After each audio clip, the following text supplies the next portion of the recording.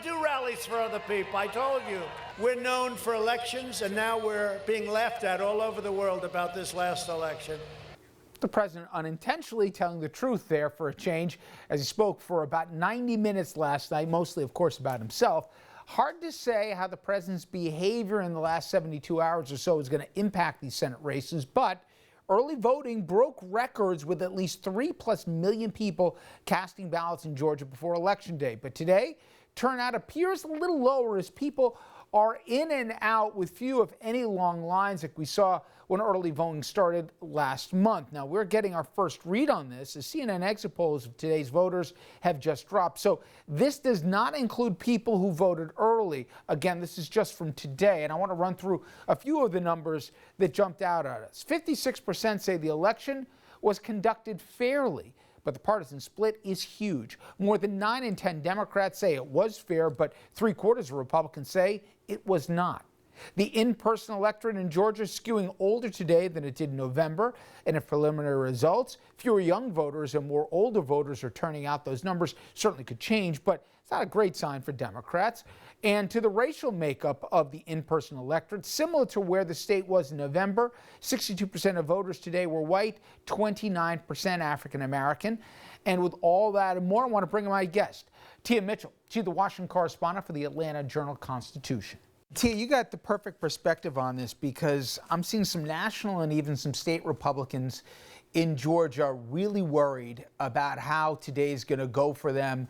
The conventional wisdom seems to be that, hey, if you took Trump out of this and all the stuff that he's done, they probably win by 4 points.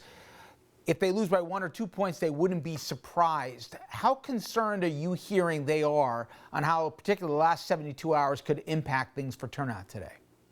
Yeah, it's interesting because Republicans believe that it's hard to turn out the base without President Trump because he has so much influence on Republican voters right now. But unfortunately, he didn't come with the message they wanted him to have, which was energizing voters to participate in the election. That was muddied. He tried to do that, but because his message was so muddied by questioning the integrity of not only the general election, but those who are administering the runoff, there is concern among Republicans that, the president may have confused voters, may have motivated voters to stay home because he told them their votes wouldn't be counted accurately. And so there is concern that his message was not helpful and that maybe has hurt Loeffler and Perdue. We won't know that till we see what the turnout is after today. But it even veered into more crazy town than that. He said he was going to be back there in a year and a half to campaign against the sitting Republican governor for re-election. He called Ratzenberger. He says we got to prosecute the guy, the Republican state secretary of state. I mean, there was a lot of GOP crime last night that was going on. I mean, talk about divisive on the eve of the day of vote. Well, again, the president has spread a lot of falsehoods about the vote. And of course, there are many Democrats and even some Republicans who are troubled by his call with Secretary of State Brad Raffensperger. Georgia counted its presidential election votes 3 different times, and Joe Biden won all 3 times.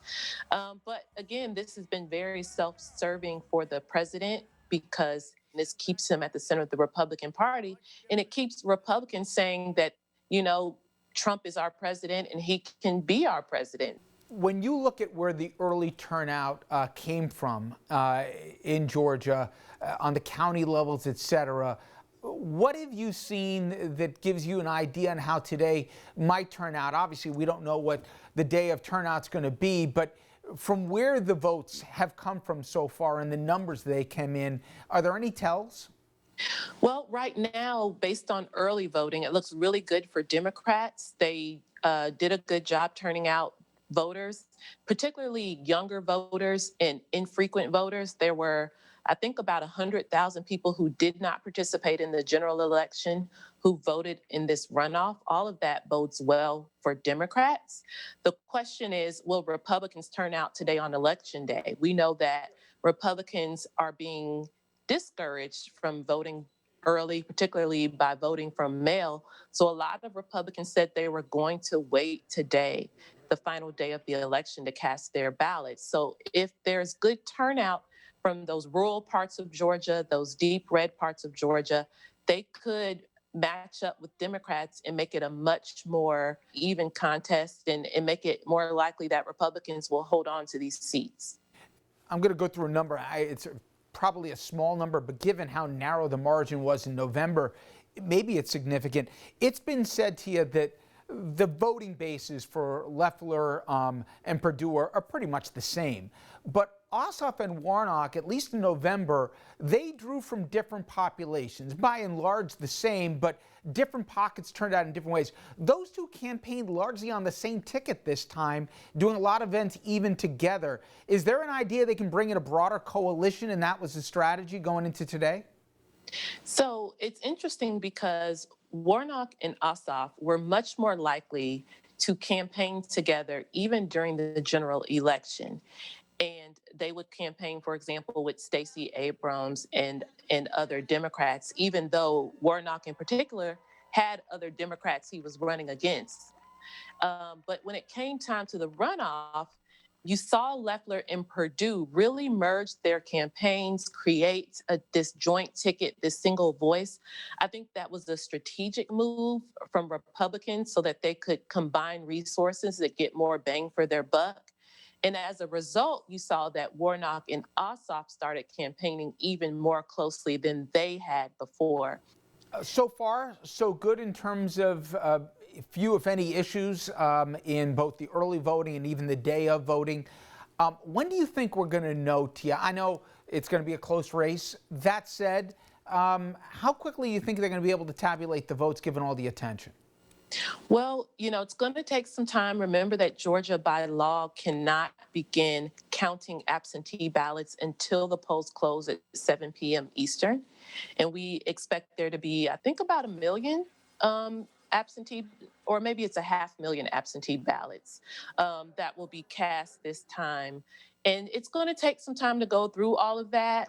Remember, if the polling is close, if the results are close, that means we're going to take some time and count provisional ballots. If it's close within 0.5%, there will probably be recounts in Georgia. So it could take some time because we do expect the results to be close tonight. So I think of at least at the earliest Wednesday, but it probably will take a few days. It could take a couple weeks. Nation will be watching.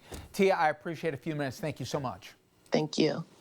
And we're going to wrap up this segment here with our field producer, Annie Anderson. She spent the day following the Democratic candidates around. Both of the Democratic candidates spent the morning here in the metro Atlanta area, trying to reach those last-minute voters, urging people to get out to vote. Speaking at an Election Day canvass launch, Democratic candidate for Senate, Reverend Raphael Warnock, reminded supporters it's not time to relax yet. But we've got to keep our foot on the accelerator all the way to the finish line. Don't let up until we cross the finish line. That echoes what Democrat Jon Ossoff said just about an hour before. This is history unfolding in Georgia right now.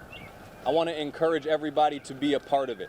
The two Democrats taking one last chance to get their message to voters. I spoke with President-elect Biden yesterday about how swiftly we're going to act to pass those $2,000 stimulus checks, which are currently being blocked by the United States Senate. The United States Senate is blocking economic relief for the people, and they will block all of the economic relief that the people need if Mitch McConnell holds the Senate. And there is this sense in Georgia that so much is at stake, that we've got to make sure that people have access to affordable health care.